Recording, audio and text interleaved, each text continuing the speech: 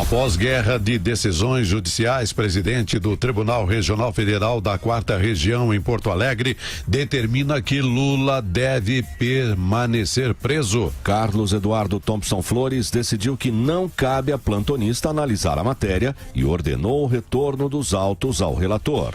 Na manhã deste domingo, o desembargador Rogério Favretto, do TRF4, acatou pedido da defesa e mandou soltar o ex-presidente. Mas o juiz Sérgio Moro, mesmo em férias, interferiu, afirmando que ele não tinha autoridade para sobrepor-se às decisões da 8ª Turma da Corte e do STF. Em novo despacho, Favretto reiterou à Polícia Federal a libertação de Lula, sob pena de responsabilização por descumprimento de ordem judicial. O Ministério Público Federal entrou em cena e pediu ao relator da Lava Jato na segunda instância a reconsideração sobre o pedido de liberdade. E o desembargador João Pedro Gebran Neto determinou à PF que a decisão do plantonista não fosse cumprida e Lula continuasse preso. Mas Rogério Favretto, pela terceira vez, insistiu no cumprimento de seu despacho, que acabou derrubado pelo desembargador Thompson Flores. E assim que essa notícia saiu, a Jovem Pan interrompeu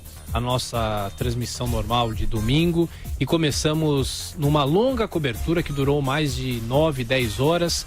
E a gente agradece, professor Vila, aos nossos ouvintes internautas que ontem mais uma vez estiveram conosco. Bom dia, professor. Bom dia a todos. Bem, ontem foi mais um dia histórico, tristemente histórico, porque houve uma tentativa de golpe feita por um desembargador que chegou ao TRF da 4ª Região pelo 5º Constitucional. Eu não gosto do 5º Constitucional, já disse isso 300 vezes, posso depois, durante o jornal, comentar quais as razões que o 5º é um absurdo.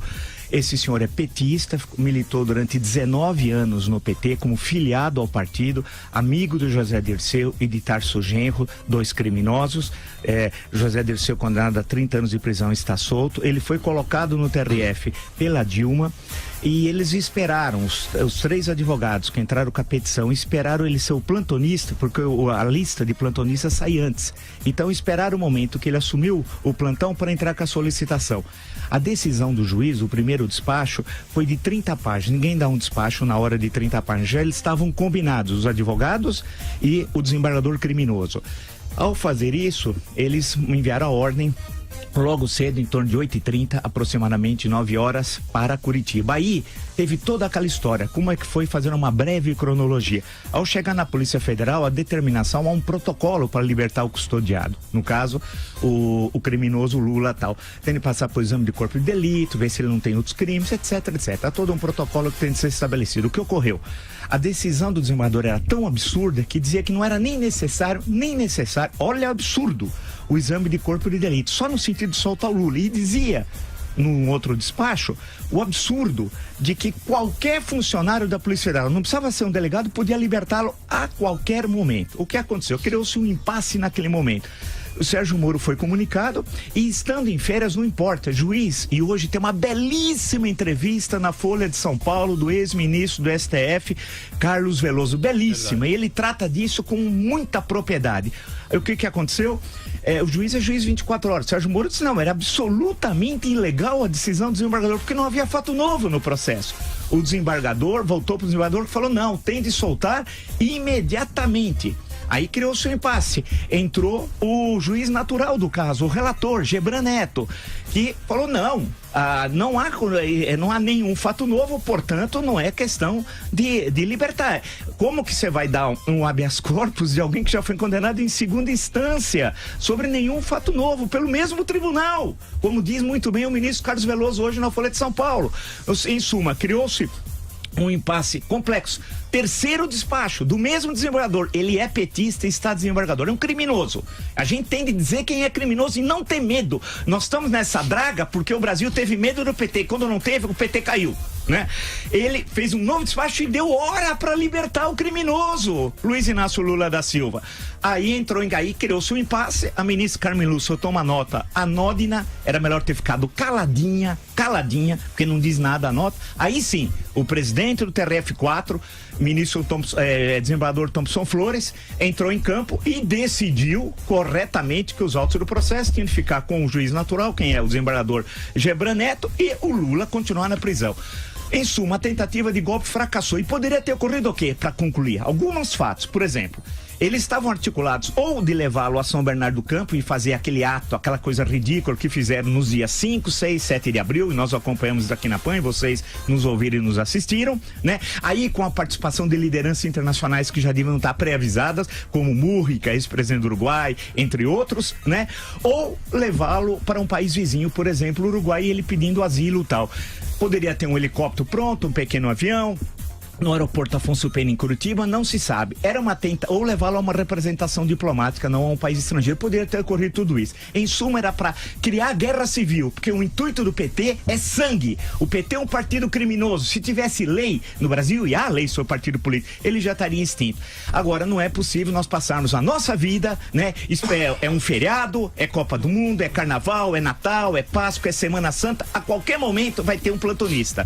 E aí, nós tomarmos uma facada nas costas por um criminoso que é esse desembargador. Ele não é juiz, ele está juiz, ele é petista, 19 anos, não tem competência, veio lá do interior do Rio Grande do Sul, mas não tem nenhum problema, tem muita gente competente do interior do Rio Grande do Sul e tentou fazer um crime contra a nacionalidade. Foi um golpe que nós não podemos aceitar. Por isso que eu insisto, uma nova Constituição é indispensável, uma nova estrutura de poderes, um novo ordenamento legal. Com isso que está aí, nós vamos eternamente tomar facadas do PT. E ontem nós discutimos isso com muito tempo para isso. E mostramos que a despetização do Estado é condição sine qua non para a sobrevivência do Brasil. E Vila, por dever de ofício, a gente acompanhou todos os twitters da senadora Gleisi Hoffmann, mas foi um festival de idiotia. E de mentiras. E de mentiras. Né? E de mentiras. Claro. De mentiras, junto com Lindenberg Farias. Em suma, o que aconteceu ontem foi um fato que enoja o Brasil. Enoja o Brasil. Isso é impossível que isso continue se repetindo. Lemos todos os despachos, foram 3 do desembargador, lemos o do Sérgio Moro e do desembargador Thompson Flores. Tudo foi lido aqui, selecionados os trechos, comentados os trechos. Isso não pode ocorrer. Indico outra vez a todos que nos ouvem e que nos assistem a belíssima entrevista do ministro Carlos Veloso, hoje na Folha de São Paulo, que inclusive trata dessas questões que ocorreram ontem. E o belíssimo trabalho da Jovem Pan. Eu não pude participar, eu estava em viagem, né, retornando, mas foi um show. O Jovem Pan ontem deu um show. E assina embaixo, por tudo que o senhor falou. Apenas não concordo que o Poder Judiciário está podre, né? O senhor não chegou a dizer isso, né? Tem gente, mas a maioria é boa. Mas a maioria ampla é boa. Maioria. Isso aí. E então, é evidente que em todo o setor da vida humana existem as pessoas submissas. Os puxa-sacos da vida. E o Quinto Constitucional levou um cidadão que não deveria estar lá, na verdade. Ele não é advogado, ele é um petista. Ele foi lá para defender a sua ideologia.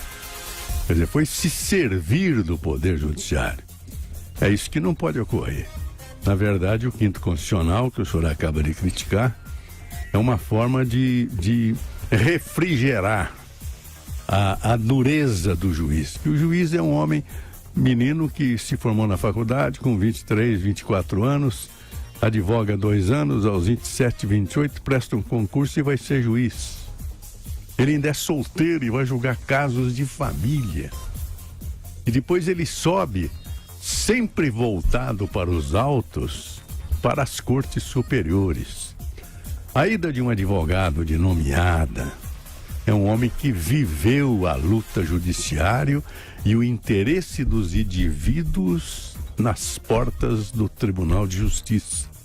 E o lado acusatório do Ministério Público, que também é um outro setor. São essas duas imagens que vão compor a corte junto com 3 desembargadores. Ou seja, a cada 3 desembargadores que sobem, vai subir o 4º e o 5º. Será um promotor ou um juiz. Mas sempre no intuito de criar uma harmonia na corte e maior competência nos julgamentos. Agora, em todo setor da vida tem isso.